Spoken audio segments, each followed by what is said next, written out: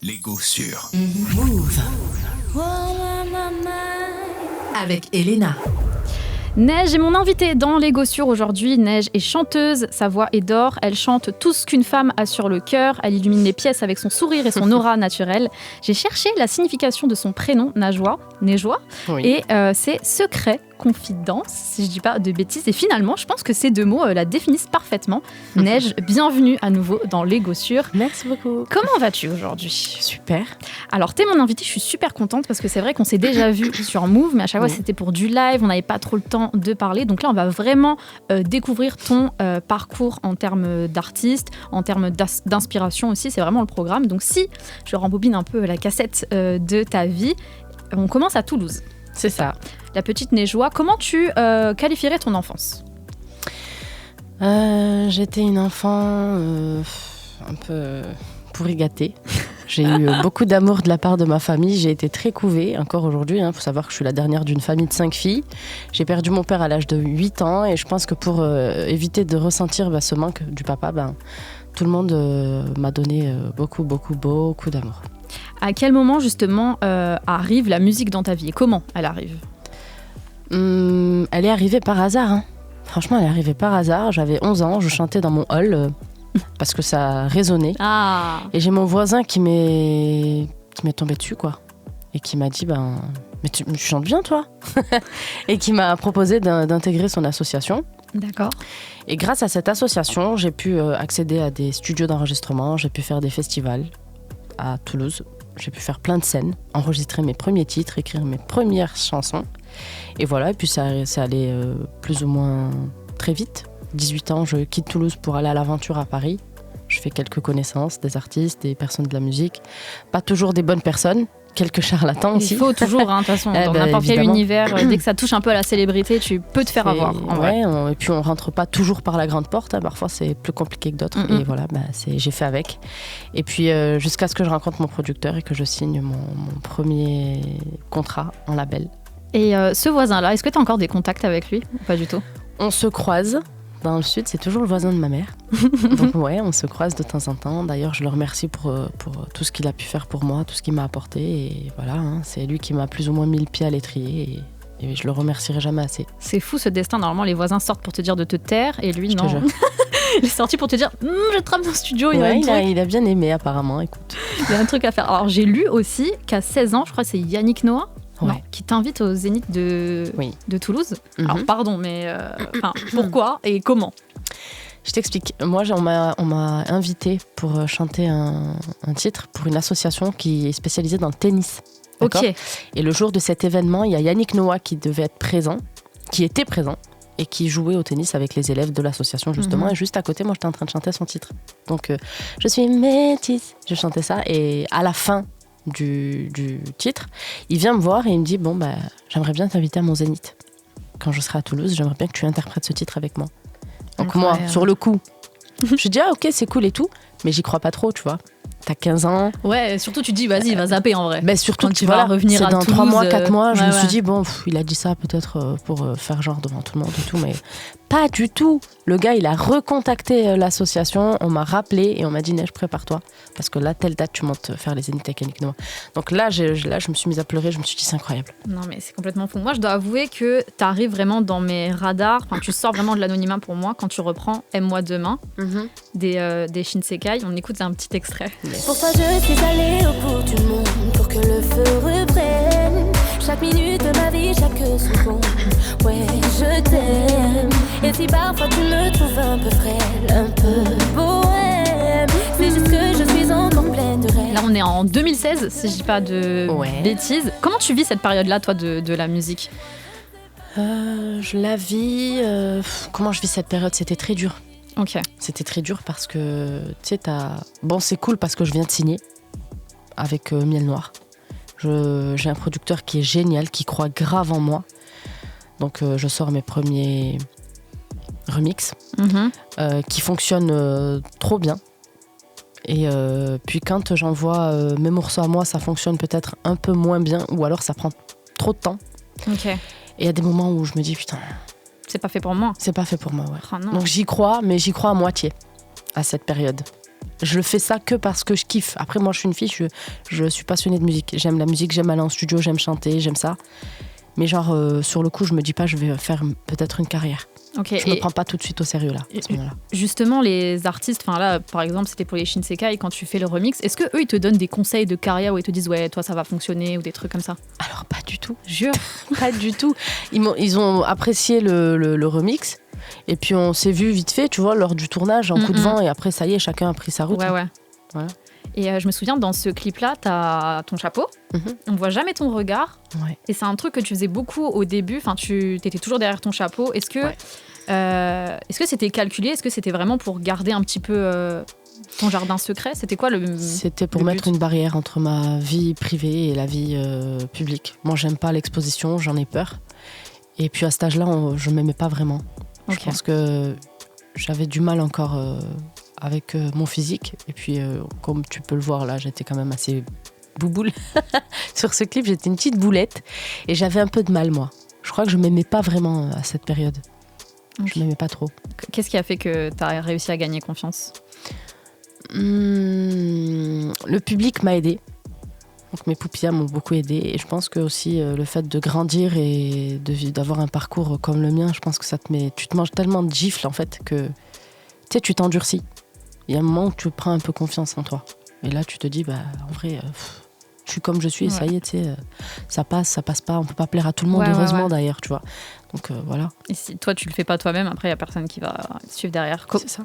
Comment ta famille a vécu justement cette ascension, ce début de carrière, ma famille, ces poupillas qui te suivent. Elles n'en reviennent toujours pas. Ma famille, elle n'en revient toujours pas parce que tu sais quoi, quand elles arrivent en concert, elles m'entendent pas chanter, elles entendent que le public. Ça, c'est fou. Elles entendent que mes poupillas crier, c'est chanter. Fou. Et elles vivent le truc avec moi, tu vois, et on est sur un petit nuage, tu vois. Elles le vivent comme si c'était elles, mes grandes sœurs, ma mère. C'est incroyable, c'est magique. C'est trop. Enfin, moi, je pense que si quelqu'un de ma famille aurait ton rang dans la musique, je pense que ce serait complètement fou. Elle doit être très émue à chaque fois qu'elle te voit en concert. Ouais, franchement, ouais. Et moi, ce que je voulais souligner, surtout, enfin, du moins, comment je ressens ta musique, c'est vrai qu'il y a des gens peut-être qui t'écoutent pas, qui disent ouais, Neige a fait des sons pour les meufs qui ont des cœurs brisés, pour les meufs, tu vois, genre vraiment, prendre le truc au plus simple possible. Moi, quand j'écoute tes sons, j'ai plus l'avantage. Ouais, exactement. Je donne de l'espoir quand même. J'ai plus l'avantage. Je vois plus ça davantage comme une femme qui y croit encore, qui croit à l'amour. Mais grave, c'est important. L'amour, c'est le langage universel. Et ça nous fait tous vibrer, l'amour. C'est vrai. Ça fait vibrer tout le monde. Et c'est comme dans tout dans la vie. Il y a des hauts, il y a des bas, mais je sais pas, faut y croire, faut vivre le truc, tu vois. Ça y est, c'est... Enfin, c'est le message que je fais passer, quoi. C'est que il y a des hauts, il y a des bas, mais il faut s'accrocher, il faut vivre le truc. C'est tout. Il faut ressentir. Il faut ressentir, c'est important. Toi, tu penses que tu as été chanceuse en amour? Ta question très paro. Est-ce que j'ai été... Je dirais oui. Oui. Ouais. Surtout là, dernièrement. Okay. J'ai été très chanceuse en amour. Bon. Parce que j'ai été vraiment aimée par quelqu'un. La personne, elle m'a aimée je sais qu'elle m'aime de toute son âme. Et ça me fait du bien. Je ne rentrerai pas dans les détails. Non, vaut mieux pas parce que j'en dirai pas plus. De toute façon, j'oserais vraiment pas. C'est entre toi et cette personne. L'année qui s'est écoulée a été très chargée pour toi. Et en plus, tu as sorti un album, Athéna. Là, j'aimerais bien m'intéresser à tes inspi. On a écouté Warda. Il y en a plein qui vont dire oui, c'est Benty. Non, il y a un son avant ça. Ou Alia. Il y en a qui aiment bien dire Alia. Non, s'il vous plaît. Voilà, on écoute l'original de Warda.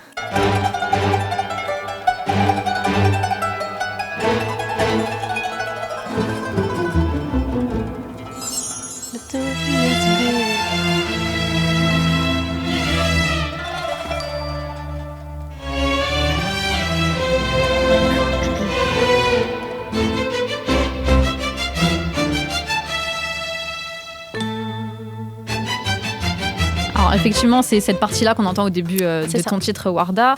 Il y avait Beyoncé qui avait samplé ça à son show à Dubaï début 2023. Alia.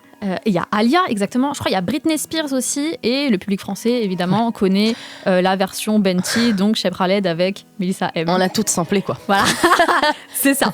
Qu'est-ce qui représente ce son, toi ? Warda, c'est une icône de la musique du Moyen-Orient. C'est une grande artiste que mes parents écoutaient beaucoup. Et pourquoi je l'ai appelée Warda ? Parce que j'ai simplement samplé cette partie justement du morceau. Et voilà, c'est une artiste que j'adore. Et c'était un petit hommage en vérité. C'est un hommage, merci à ce qu'elle nous a donné. Et il était primordial pour moi de l'appeler Warda parce que ça lui appartient, c'est à elle. C'est vrai, c'est vrai. Qu'est-ce que tu écoutais d'autre quand tu étais enfant ? J'écoutais de tout et n'importe quoi en vrai. Franchement, j'ai écouté... mes grandes sœurs écoutaient du Prince, donc forcément, si elles écoutent, moi j'écoute. Ouais. Prince, Michael Jackson, Whitney, Mariah Carey, Beyoncé, Destiny, TLC. Très R&B quand même. Brandy et Monica, ouais, moi j'adore. Ok, d'accord, je capte. J'écoutais du Nancy, beaucoup d'artistes du Moyen-Orient aussi. Nancy, Ragheb Alama, Samira Saïd, etc. Plein de titres. J'ai lu et en français, pardon, excuse-moi de te couper. Vas-y, je veux savoir. J'avais Wallen, Karine, j'écoutais même du Tina Arena pour te dire. Purée, j'adorais. Ah ouais, Tina Arena, purée, incroyable cette femme. Incroyable. Ouais, non, j'adorais Tina Arena. Purée, attends, il y a un son, je sais plus c'était lequel. Allez plus haut. Allez plus haut. Ouais, dans les voix comme ça, il y avait elle et il y avait Hélène Ségara aussi. Hélène Ségara, mon père, il était amoureux d'elle. C'est trop marrant ce que tu viens de dire. Et il y avait Céline Dion, bien évidemment. Céline Dion. Et j'ai vu, il y a un nom que tu n'as pas cité, mais j'ai lu sur Internet que c'était quelqu'un qui t'inspirait beaucoup aussi. C'est Mary J. Blige. C'est vrai Mary ou J. pas ? Ouais, ou pas ? Ah non, ils se sont trompés, non. Ah bah alors, je leur dirais. J'ai écouté. Ok. Oui. Mais Mary J, non, j'ai pas vraiment. C'est pas trop quelqu'un qui t'a inspiré non plus ? Non. Ok. Ça peut paraître très prétentieux, attention, mais sans prétention, non, elle m'a jamais... J'ai jamais été sensible à sa musique. Ok, d'accord, je capte. Mais au niveau de la voix, bon, il y a... Mais par contre, vocalement, attention, respect, c'est Mary J, quand même. Non, attention. C'est qui, selon toi, l'artiste qui a vraiment la carrière parfaite ? Ou un truc, en tout cas, que tu viserais, tu dis, waouh, ça, si j'arriverais à faire un truc comme ça, ce serait fou, genre. Mylène Farmer. Purée. Elle, c'est une légende. Hein. C'est une légende. Quand elle annonce une tournée ou un concert, c'est un événement. Quand elle sort, c'est un événement. C'est un raz-de-marée, cette femme. Je souhaiterais avoir la même carrière. Et elle est dans une totale discrétion en plus. C'est vrai, ça. Hein. C'est incroyable. Non, mais tu la vois pas dans les tabloïds, tu la vois pas sur les réseaux, ouais. tu la vois en concert, elle fait son taf et après... Voilà. Mais par contre, elle te donne vraiment un vrai show. Elle te donne un vrai spectacle. C'est vrai. Je sais plus, je crois, quand elle fait l'Arena, elle avait fait 9 soirées d'affilée. Enfin, genre, c'était un truc... bon. Ah ouais, un truc fou. J'espère avoir la même carrière qu'elle. Dans quelques minutes, on va passer 2 morceaux que tu as choisis. Est-ce que tu te souviens c'est lesquels ? Ou pas ? Des sons d'inspiration. Oui, je crois que oui. C'est Céline Dion, On ne change pas. Ouais. Et il y a Samira Saïd et Chad Mami, Yom Wara Yom. Ouais. Est-ce que tu peux nous expliquer pourquoi tu as choisi ces 2 titres ? Tu sais, on m'a demandé de donner 2 titres qui ont marqué ma carrière, ou mon enfance, je sais plus. Ouais, un peu tout, qui t'ont marqué. Non, qui m'ont marqué. Je crois que je vous ai donné ces titres-là parce que ça me rappelle des moments précis dans ma vie. Et ça me renvoie à ces souvenirs, à ces moments-là. Et quand je les écoute, ces morceaux-là, je les revis, ces moments. Et c'est les seuls titres qui me font ça. C'est vraiment les seuls morceaux. Céline Dion, On ne change pas. Je suis exactement dans la cuisine, à côté de mon père, en train de déjeuner.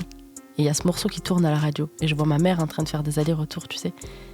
Du frigo à la table, etc. Je vois mes sœurs. Je revis ce moment-là quand j'écoute ce morceau. C'est pour ça qu'il m'émeut à chaque fois que je l'écoute.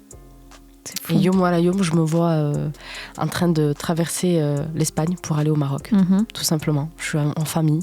On s'arrête dans les stations-service pour manger, pour se reposer. Et ensuite, on prend la route jusqu'à Al Jazeera.